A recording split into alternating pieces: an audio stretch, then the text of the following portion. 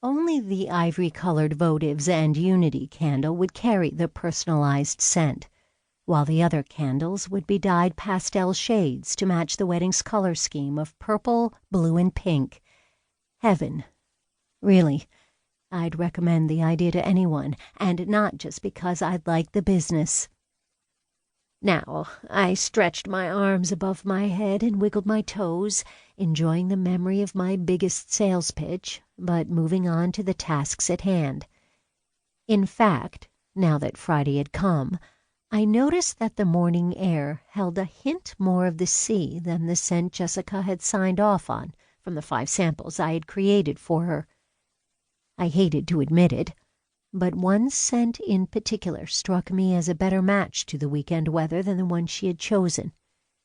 It had a touch more sea salt and a dash more of white tea. It was late in the game for making changes, but I knew my customer.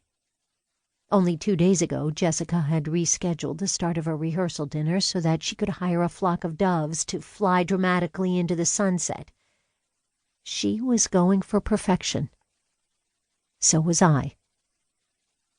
I calculated how late I'd be up if I remade over 200 gift candles and a Unity candle. Then I tossed off my blanket and sprinted across my squeaky floorboards to the kitchen of my 1-bedroom apartment, where I grabbed an iced coffee from my fridge. As I closed the door, a sign reading "Leftovers" made out of macaroni slid from its magnet.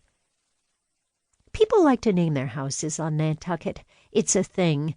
You'll see quarter boards inspired by sailing ships of yore hanging on one house after another with names like Serenity and Why Worry? My pasta quarter board was lovingly made by my cousin Chris's young son. Chris is a contractor, and the historic house outside of town that he and his wife bought and lovingly restored came with an old carriage house out back, which they turned into a garage with my apartment on top. It's a 1-bedroom with a living room and small kitchen, and other than painting it a soft blue throughout, it's mostly decorated with the items it held the first day I dropped my bags there, 7 years ago, after I graduated from college. Hence the name of my home and often the contents of my fridge. After throwing on my jeans and a thick sweater, I jumped into my red VW Beetle, still zipping up my boots. I cursed the back window that last weekend suddenly refused to close about the last 3 inches. The weather had been nicer during the week, and I'd forgotten to take the car to be fixed, but now it was cold. So cold, it took a minute for my phone to register my fingers as I dialed Emily to let her know I was heading over to my store and then to the Melville. In addition to offering my services to bring anything to the inn this morning, I wanted to make sure that Emily and I stayed on the same page. There was no room for surprises in her meticulously planned event. The call went to voicemail, but it was only 6 in the morning. Pulling out of the driveway, I left a message.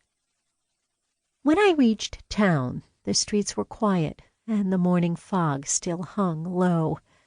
The vibe would be very different in a matter of hours, when tourists arrived for Memorial Day weekend, along with a mob of sailing enthusiasts who come each year for the island's one-of-a-kind annual sailing competition called Fagawi, which stands for Where the Explicative Are We? Correct pronunciation? Where the fug are we? The race started decades ago as a dare between 2 friends who at one point got lost en route to the island, hence the name. It is now an international sailing event that brings a great boon to local retail. Some folks go into shock over the onslaught of visitors, but the business girl in me looks forward to Fagawi all year. Rounding onto the bumpy cobblestone pavement of Main Street, which I like to describe as offering a full-body massage when experienced in my car, I saw my cousins Ted and Docker, who run a private trash removal business. They looked like they were loading nautical supplies into the back of their truck, which seemed a funny thing to do on Main Street, but they often have unusual jobs. I waved. They waved. My family, the Wrights, have been